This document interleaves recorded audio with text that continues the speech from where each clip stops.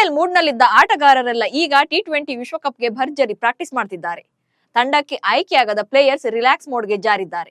ಅತ್ತ ವಿಶ್ವ ಯುದ್ಧಕ್ಕೂ ಮುನ್ನವೇ ಟೀಂ ಇಂಡಿಯಾದಲ್ಲಿ ದೊಡ್ಡ ಬೆಳವಣಿಗೆಗಳು ನಡೆದಿದ್ದು ಬಿಸಿಸಿಐ ಬಿಗ್ ಸರ್ಪ್ರೈಸ್ ಕೊಟ್ಟಿದೆ. ರಾಹುಲ್ ದ್ರಾವಿಡ್ ಬಳಿಕ ಭಾರತೀಯ ಕ್ರಿಕೆಟ್ ತಂಡದ ಮುಖ್ಯ ಕೋಚ್ ಆಗಿ ಗೌತಮ್ ಗಂಭೀರ್ ಆಯ್ಕೆ ಬಹುತೇಕ ಖಚಿತವಾಗಿದೆ.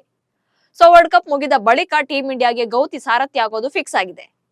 ಬಟ್ ಗಂಭೀರ್ ಕ್ಯಾಪ್ಟನ್ ಆದ್ರೆ ರೋಹಿತ್ ಶರ್ಮಾ ಮತ್ತು ವಿರಾಟ್ ಕೊಹ್ಲಿಗೆ ಎಫೆಕ್ಟ್ ಆಗುತ್ತೆ ಅನ್ನೋ ಬಗ್ಗೆ ಚರ್ಚೆಗಳು ನಡೀತಾ ಇವೆ.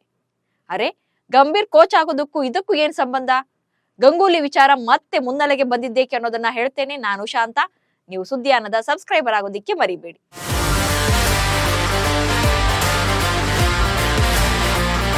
2024ರ ಐಪಿಎಲ್ ನಲ್ಲಿ ಕೋಲ್ಕತಾ ನೈಟ್ ರೈಡರ್ಸ್ ತಂಡ ಅತ್ಯದ್ಭುತ ಪ್ರದರ್ಶನದ ಮೂಲಕ ಚಾಂಪಿಯನ್ ಪಟ್ಟಕ್ಕೇರಿದೆ. ಕೆಕೆಆರ್ ಗೆಲುವಿನ ಸೂತ್ರಧಾರಿ ಗೌತಮ್ ಗಂಭೀರ್ ಅನ್ನೋದು ಗೊತ್ತಿರೋ ವಿಚಾರನೆ.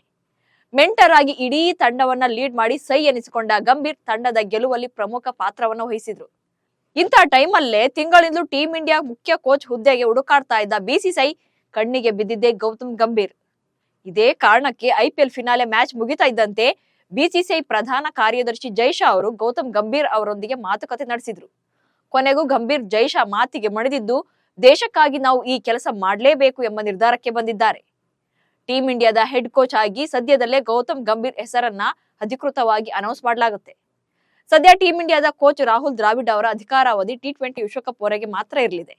2021ರ ಟಿ20 ವಿಶ್ವಕಪ್ ನಂತರ ರವಿಶಾಸ್ತ್ರಿ ಅವರಿಂದ ದ್ರಾವಿಡ್ ಟೀಂ ಇಂಡಿಯಾದ ಕೋಚ್ ಆಗಿ ಅಧಿಕಾರವನ್ನು ವಹಿಸಿಕೊಂಡಿದ್ರು. ಅವರ ಮೇಲ್ವಿಚಾರಣೆಯಲ್ಲಿ ಭಾರತ ತಂಡ 2022ರ ಟಿ20 ವಿಶ್ವಕಪ್ ಸೆಮೀಸ್, 2023ರ ಏಕದಿನ ವಿಶ್ವಕಪ್ ಫೈನಲ್, 2023ರ ಟೆಸ್ಟ್ ಚಾಂಪಿಯನ್ಶಿಪ್ ಫೈನಲ್ಗೆ ಅರ್ಹತೆ ಗಳಿಸಿತ್ತು. ಆದ್ರೆ ಐಸಿಸಿ ಟೂರ್ನಿ ಗೆಲ್ಲಲು ಸಾಧ್ಯವಾಗಲೇ ಇಲ್ಲ. ಇದೀಗ ಟೀಂ ಇಂಡಿಯಾದ ಕೋಚ್ ಆಗಿ ಗಂಭೀರ್ ನೇತೃತ್ವ ವಹಿಸಿಕೊಳ್ಳೋದು ಕನ್ಫರ್ಮ್ ಆಗಿದೆ. ಹಾಗೆ ನೋಡಿದ್ರೆ ಗೌತಮ್ ಗಂಭೀರ್ಗೆ ಕೋಚ್ ಹುದ್ದೆ ಏನು ಯಾವುದೇ ಎಕ್ಸ್ಪೀರಿಯನ್ಸ್ ಇಲ್ಲ. ದೇಶೀಯ ಅಥವಾ ಅಂತಾರಾಷ್ಟ್ರೀಯ ಯಾವುದೇ ತಂಡಕ್ಕೆ ತರಬೇತುಗಾರನಾಗಿ ಕೆಲಸ ಮಾಡಿಲ್ಲ. ಗೌತಮ್ ಗಂಭೀರ್ 2022 ಮತ್ತು 2023ರಲ್ಲಿ ಲಕ್ನೋ ಸೂಪರ್ ಜೈಂಟ್ಸ್ ತಂಡದ ಮಾರ್ಗದರ್ಶಕರಾಗಿದ್ರು. ಈ ವೇಳೆ ತಂಡ ಎರಡೂ ಸಂದರ್ಭಗಳಲ್ಲೂ ಪ್ಲೇ ಆಫ್ಗೆ ಎಂಟ್ರಿ ಆಗಿತ್ತು. 2024ರ ಐಪಿಎಲ್ ಋತುವಿನಲ್ಲಿ ಗೌತಮ್ ಗಂಭೀರ್ ಕೆಕೆಆರ್ ತಂಡದ ಮಾರ್ಗದರ್ಶಕರಾಗಿ ತಂಡವನ್ನ ಗೆಲ್ಲಿಸುವಲ್ಲಿ ಪ್ರಮುಖ ಪಾತ್ರವನ್ನು ವಹಿಸಿದ್ರು. ಅಲ್ಲದೆ 2012 ಮತ್ತು 2014ರಲ್ಲಿ ಗೌತಮ್ ಗಂಭೀರ್ ನಾಯಕತ್ವದಲ್ಲಿ 2 ಐಪಿಎಲ್ ಟ್ರೋಫಿಗಳನ್ನ ಕೆಕೆಆರ್ ಗೆದ್ದಿತ್ತು. ಹೀಗಾಗಿ ಗೌತಮ್ ಗಂಭೀರ್ ಅವರನ್ನೇ ಟೀಂ ಇಂಡಿಯಾದ ಮುಖ್ಯ ಕೋಚ್ ಆಗಿ ನೇಮಕ ಮಾಡುವಂತೆ ಮಾಜಿ ಕ್ರಿಕೆಟರ್ಸ್, ಕ್ರಿಕೆಟ್ ಎಕ್ಸ್ಪರ್ಟ್ಸ್ ಕೂಡ ಸಜೆಷನ್ ನೀಡಿದ್ರು. ಈ ಬಗ್ಗೆ ಸೋಷಿಯಲ್ ಮೀಡಿಯಾ ಎಕ್ಸ್ ಖಾತೆಯಲ್ಲಿ ಪೋಸ್ಟ್ ಮಾಡಿದ್ದ ಮಾಜಿ ಕ್ರಿಕೆಟಿಗ ಮತ್ತು ಪ್ರಸ್ತುತ ಕಾಮೆಂಟೇಟರ್ ನವಜೋತ್ ಸಿಂಗ್ ಸಿಧು ಕೆಕೆಆರ್ ತಂಡದ ಗೆಲುವಿಗೆ ಪಣ ತೊಟ್ಟಿದ್ದ ಗೌತಮ್ ಗಂಭೀರ್ ಭಾರತ ತಂಡದ ಮುಖ್ಯ ಕೋಚ್ಗೆ ಅಗ್ರ ಸ್ಪರ್ಧೆ ಎಂದು ಬರೆದುಕೊಂಡಿದ್ರು. ಬಟ್ ಗಂಭೀರ್ ಟೀಂ ಇಂಡಿಯಾದ ಕೋಚ್ ಆಗ್ತಿರೋದು ಕೊಹ್ಲಿ ಅಭಿಮಾನಿಗಳಿಗೆ ಟೆನ್ಷನ್ ತಂದಿದೆ. ಗಂಭೀರ್ ಕೋಚ್ ಆಗೋದ್ರಿಂದ ವಿರಾಟ್ ಕೊಹ್ಲಿಗೆ ಸಮಸ್ಯೆ ಆಗಲಿದೆ ಎಂಬ ವಾದ ಕೂಡ ಶುರುವಾಗಿದೆ. ಮುಂದಿನ ದಿನಗಳಲ್ಲಿ ಕೊಹ್ಲಿ ಭವಿಷ್ಯ ಕೂಡ ಗಂಗೂಲಿಯಂತೆಯೇ ಆಗುತ್ತಾ ಎಂಬ ಚರ್ಚೆ ಶುರುವಾಗಿದೆ. ಕೊಹ್ಲಿಗೂ ಗಂಗೂಲಿಗೂ ಏನ್ ಸಂಬಂಧ ಅಂತ ನಿಮ್ಗೆ ಅನಿಸಬಹುದು. 2 ದಶಕಗಳ ಹಿಂದೆ ಟೀಂ ಇಂಡಿಯಾದಲ್ಲಿ ನಡೆದಿದ್ದ ಅಂಥದ್ದೇ ಘಟನೆ ಮತ್ತೊಮ್ಮೆ ಮರುಕಳಿಸುವ ಆತಂಕ ಇದೆ. ಈ ಹಿಂದೆ ಜಾನ್ ರೈಟ್ ಭಾರತದ ಕೋಚ್ ಹುದ್ದೆಯಿಂದ ಕೆಳಗಿಳಿದ ನಂತರ ಆಸ್ಟ್ರೇಲಿಯಾದ ಮಾಜಿ ಆಟಗಾರ ಗ್ರೆಗ್ ಚಾಪೆಲ್ ಭಾರತದ ಕೋಚ್ ಆಗಿದ್ರು. ಚಾಪೆಲ್ ಅವರು 2005ರಿಂದ 2007ರ ಅವಧಿಯಲ್ಲಿ ಭಾರತ ತಂಡದ ಮುಖ್ಯ ಕೋಚ್ ಆಗಿದ್ರು. ಆದ್ರೆ ಇವರು ಕೋಚಿಂಗ್ ಗಿಂತ ವಿವಾದದಲ್ಲೇ ಹೆಚ್ಚು ಸುದ್ದಿಯಾಗಿದ್ರು. 2005ರಲ್ಲಿ ಚಾಪೆಲ್ ಕೋಚಿಂಗ್ ವಹಿಸಿಕೊಂಡ ನಂತರ ಭಾರತ ಮೊದಲ ಸರಣಿ ಆಡಲು ಲಂಕೆಗೆ ಪ್ರಯಾಣ ಬೆಳೆಸಿತ್ತು. ಆದ್ರೆ ಸೌರವ್ ಗಂಗೂಲಿಗೆ ಅದರ ಹಿಂದಿನ ಸರಣಿಯಲ್ಲಿ ನಿಧಾನಗತಿಯ ಓವರ್ಗಳ ಕಾರಣದಿಂದ 4 ಪಂದ್ಯಗಳ ನಿಷೇಧ ಹೇರಲಾಗಿತ್ತು. ಹೀಗಾಗಿ ರಾಹುಲ್ ದ್ರಾವಿಡ್ ಟೀಂ ಇಂಡಿಯಾದ ನಾಯಕತ್ವವನ್ನು ವಹಿಸಿಕೊಂಡಿದ್ರು. ಇದೇ ಸರಣಿಯಲ್ಲಿ ಚಾಪೆಲ್ ಅವರು ಸುರೇಶ್ ರೈನಾ ಅವರನ್ನ ಅಂತಾರಾಷ್ಟ್ರೀಯ ಕ್ರಿಕೆಟ್ಗೆ ಪರಿಚಯ ಮಾಡಿಸಿದ್ರು. ನಿಷೇಧದಿಂದ ಹೊರಬಂದ ಗಂಗೂಲಿ ಮತ್ತೆ ತಂಡದ ಚುಕ್ಕಾಣಿಯನ್ನ ಹಿಡಿದಿದ್ರು. ಬಳಿಕ ಭಾರತ ಜಿಂಬಾಬ್ವೆ ಸರಣಿಗೆ ಹೊರಟಿತ್ತು. ಅಲ್ಲೇ ನೋಡಿ ಚಾಪೆಲ್ರ ಹೊಸ ಆವಿಷ್ಕಾರಗಳು ಆರಂಭವಾಗಿದ್ದು. ಒಂದು ಅಭ್ಯಾಸ ಪಂದ್ಯವಾದ ನಂತರ ಅಷ್ಟೇನು ಫಾರ್ಮ್ ನಲ್ಲಿ ಇರದ ಗಂಗೂಲಿಗೆ ಚಾಪೆಲ್ ನಾಯಕತ್ವದಿಂದ ಕೆಳಗಿಳಿಯುವಂತೆ ಹೇಳಿದ್ರು. ಯುವರಾಜ್ ಅವರನ್ನ ಗಂಗೂಲಿ ಸ್ಥಾನಕ್ಕೆ ತರಬೇಕೆಂಬುದು ಚಾಪೆಲ್ ಅವರ ಇಚ್ಛೆಯಾಗಿತ್ತು. ಇಷ್ಟಕ್ಕೆ ಸುಮ್ಮನಾಗದ ಚಾಪೆಲ್ ತಂಡದ ನಾಯಕತ್ವದಲ್ಲಿ ಮುಂದುವರಿಯಲು ಸೌರವ್ ಗಂಗೂಲಿ ಮಾನಸಿಕವಾಗಿ ಮತ್ತೆ ದೈಹಿಕವಾಗಿ ಸಮರ್ಥರಾಗಿಲ್ಲ ಎಂದು ಬರೆದು ಬಿಸಿಸಿಐಗೆ ಇಮೇಲ್ ಕಳಿಸಿದ್ರು. ಇದು ಭಾರಿ ವಿವಾದಕ್ಕೂ ಕಾರಣವಾಗಿತ್ತು. ಅಲ್ಲದೆ ಮುಂದಿನ ಸರಣಿಯಲ್ಲಿ ಗಂಗೂಲಿಯನ್ನ ಟಾರ್ಗೆಟ್ ಮಾಡಿದ ಚಾಪೆಲ್ ಸುಳ್ಳು ಗಾಯದ ನೆಪವೊಡ್ಡಿ ಬೆಂಚ್ ಕಾಯಿಸಿದ್ರು. ಇದರಿಂದ ಚಾಪೆಲ್ ವಿರುದ್ಧ ದೇಶಾದ್ಯಂತ ಪ್ರತಿಭಟನೆಗಳು ನಡೆದಿದ್ವು. ಅಚ್ಚರಿ ಅಂದ್ರೆ ಲೋಕಸಭೆಯಲ್ಲೂ ಕೂಡ ಈ ವಿಚಾರ ಚರ್ಚೆಯಾಗಿತ್ತು. ಸೌರವ್ ಗಂಗೂಲಿ ಜೊತೆಗಿನ ಕಿತ್ತಾಟದಿಂದ ಕೊನೆಗೆ ಚಾಪೆಲ್ ಕೋಚಿಂಗ್ ಹುದ್ದೆಯನ್ನೇ ತ್ಯಜಿಸಿದ್ರು.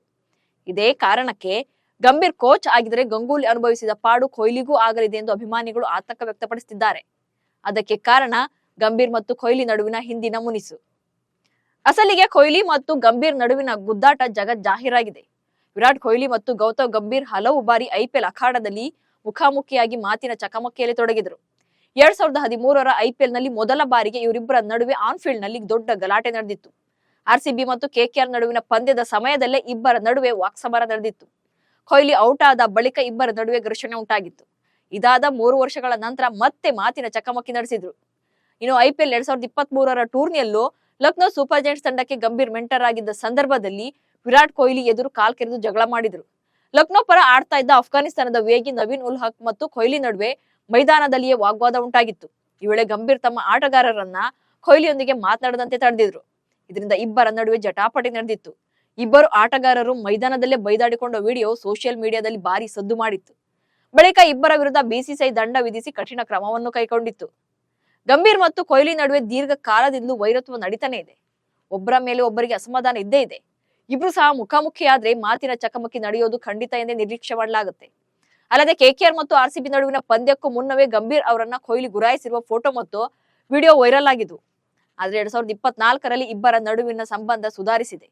IPL 2024ರ ಟೂರ್ನಿಯ ಲೀಗ್ ಹಂತದಲ್ಲಿ RCB ಮತ್ತು KKR ತಂಡಗಳು 2 ಬಾರಿ ಮುಖಾಮುಖಿಯಾಗಿದ್ವು.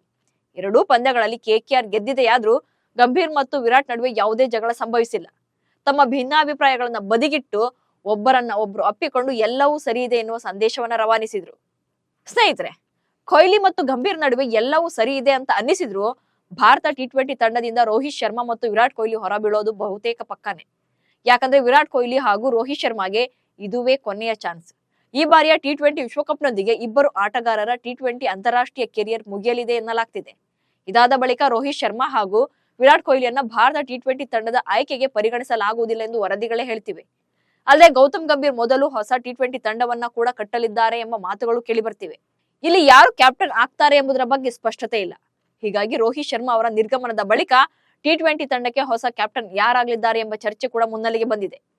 BCCI ಮುಖ್ಯ ಕೋಚ್ ಆದ ಬಳಿಕ ಗೌತಮ್ ಗಂಭೀರ್ ಟೀಂ ಇಂಡಿಯಾದಲ್ಲಿ ಮಹತ್ವದ ಬದಲಾವಣೆ ಮಾಡುವುದು ಕೂಡ ಬಹುತೇಕ ಖಚಿತ. ಯಾಕಂದ್ರೆ ಗೌತಮ್ ಗಂಭೀರ್ ಅವರು 2027ರವರೆಗೆ ಭಾರತ ತಂಡದ ಕೋಚ್ ಹುದ್ದೆಯಲ್ಲಿ ಇರಲಿದ್ದಾರೆ. ಇದರ ನಡುವೆ 2025ರಲ್ಲಿ ಚಾಂಪಿಯನ್ ಟ್ರೋಫಿ, 2026ರಲ್ಲಿ T20 ವಿಶ್ವಕಪ್ ಮತ್ತೆ 2027ರಲ್ಲಿ ಏಕದಿನ ವಿಶ್ವಕಪ್ ಜರುಗಲಿದೆ. ಈ 3 ಟೂರ್ನಿಗಳನ್ನ ಗಮನದಲ್ಲಿರಿಸಿಕೊಂಡು ಭಾರತ ತಂಡಕ್ಕೆ ನೂತನ ನಾಯಕನನ್ನ ಆಯ್ಕೆ ಮಾಡುವ ಸಾಧ್ಯತೆ ಇದೆ. ಹೀಗಾಗಿ ಗಂಭೀರ್ ಎಂಟ್ರಿಯೊಂದಿಗೆ ರೋಹಿತ್ ಶರ್ಮಾ ಅವರ ಅಂತಾರಾಷ್ಟ್ರೀಯ ಕ್ರಿಕೆಟ್ ಕರಿಯರ್ ಅಂತ್ಯವಾದರೂ ಅಚ್ಚರಿ ಪಡಬೇಕಿಲ್ಲ. Gautam Gambhir team India coach ಆಗೋದ್ರ ಬಗ್ಗೆ ನಿಮ್ಮ ಅಭಿಪ್ರಾಯ ಏನು? ಕೊಹ್ಲಿ ಮತ್ತು ರೋಹಿತ್ ಬಗ್ಗೆ ನಿಮಗೆ ಏನ್ ಅನಿಸುತ್ತೆ ಅನ್ನೋದನ್ನ ಕಮೆಂಟ್ಸ್ ಮೂಲಕ ತಿಳಿಸಿ. ಹಾಗೆ ಸುದ್ದಿಯಾನವನ್ನ ಫಾಲೋ ಮಾಡಿ. ನಮಸ್ಕಾರ.